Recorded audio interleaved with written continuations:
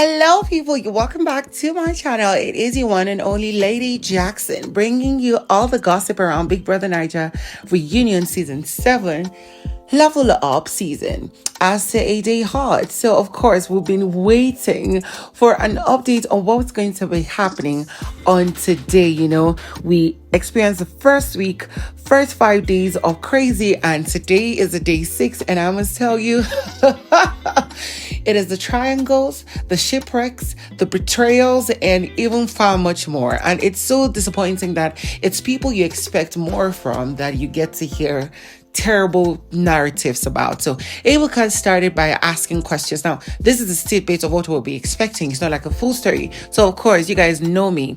I'll bring you the full hot gist as it is hot. But, of course, what we're expecting is what really happened between Allyson and Adekunle, which was supposed to be a good ship, and then the introduction of Hermes and then Doyin into the whole picture.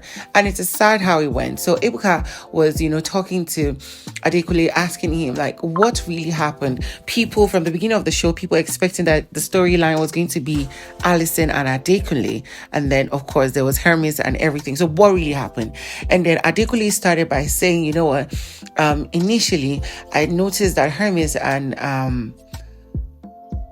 Allyson were getting together, and then I had to, get to talk to him as per guys, since I was having interest in Allyson. And then, he told me that Hermes spoke to Allyson and she rejected him. She said no to whatever, he was proposing, if they should go and, grow a relationship and stuff. And then, Adekunle decided to pursue it, but then it really didn't happen because a lot of things happened.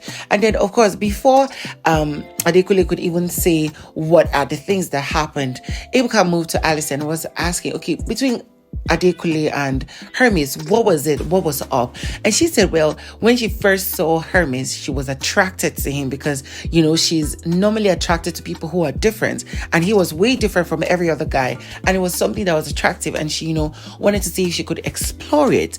And then, when it comes to Adekunle, he was a good guy. He was cool. He was smart.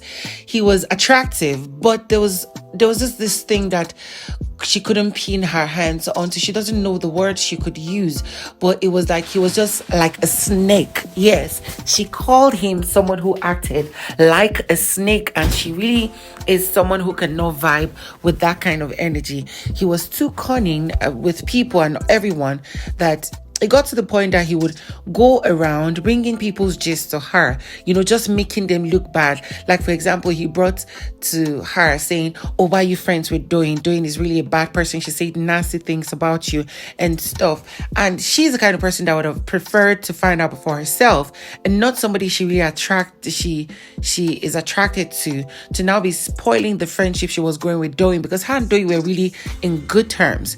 And then, of course, Ebuka moved from there to now ask Doyin, like, really, what was up? Because obviously Allyson said that attitude turned her off. She was disappointed. She was disgusted because she doesn't understand why somebody who is that smart would not let people like him for being smart. Instead, he would just try to be such a player in a very disgusting manner. And then when Ebuka had to ask Doyin, like, what was up?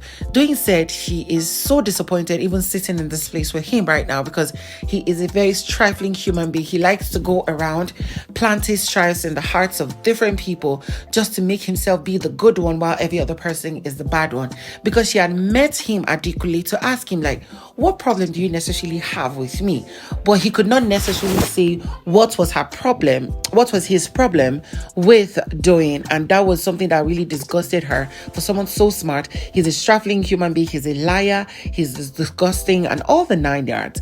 And then Ebuka had to face Adekunle again and ask him, like, what was the issue? Why would you, it was now a popular narrative with all the housemates going around saying that you are a cunning human being, you're like a snake, you like planting bad seeds in the hearts of people about other people. And he said that, all these things started because why would everybody want to make it look like he's the one who was doing it? Everybody was doing it, but it became more painful to him that he needed to do it back, because there were scenarios where he would be in the same space, but others wouldn't know. He would be under the duvet and Doyin would be gossiping about about him, saying nasty things about him, other people doing the same. And that was why it was all like that for him. And I'm like, what the hell?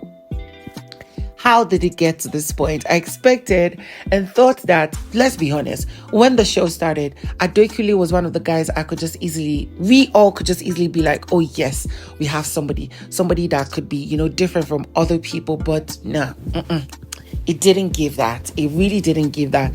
To see how Doyin, who was the first person to apologize on this reunion, who tries to avoid issues with anybody, to outrightly call Adekunle trifling, disgusting. She even said he is a shame for being a man. Like, he should be ashamed of himself. He is ashamed to the manhood and everything. Like, she was just going all out at this guy. And I'm shocked that even all the housemates, nobody could defend him.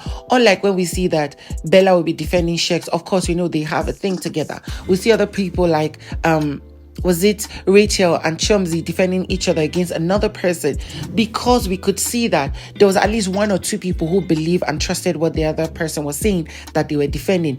But when it came to Adekunle, from the first day with the issue with Bella and sheggz, people were against him. For the other one with so and so, people were against him. And now him, Hermes could not even defend him. It is that bad that these two girls and every other housemate will look and sit and just watch you being torn to shreds. And the nasty things they were saying about him, I was really disappointed. And I cannot wait for all that is going to be unleashed tonight, because it's going to be 30 minutes or be 45 minutes of unbelievable crazies. And we cannot wait, because it is day 6 and we expect more drama. Of course, it is a week 2. Now, guys, you guys know how we do it often here. Please, if you're new to my channel, subscribe, like this video, share comments down below. It helps the engagement and the algorithm. Most importantly, I would love to see you watch my videos through to the end, because I give you in-depth dive into all that's happening on the reunion, and of course on the fact that there will be Nigerian Idol, The Voice Nigeria, and even other Big Brother shows that come up. So of course, I'm going to see you on the next one. Don't forget to share your comments down below. And we just have to have a beautiful community here where we all air our views without being biased, because as much as possible I try not to be biased, but I'm just thrown off board on how everybody would dislike you, and you don't see something wrong that everybody can be trifling, everybody can be a gossiper, but for all those everybody's to gang up to talk against you, then there must be something you're doing wrong and you need to fix it, or else it's going to just bite you in the back. Anyways, I'm going to see you on the next one.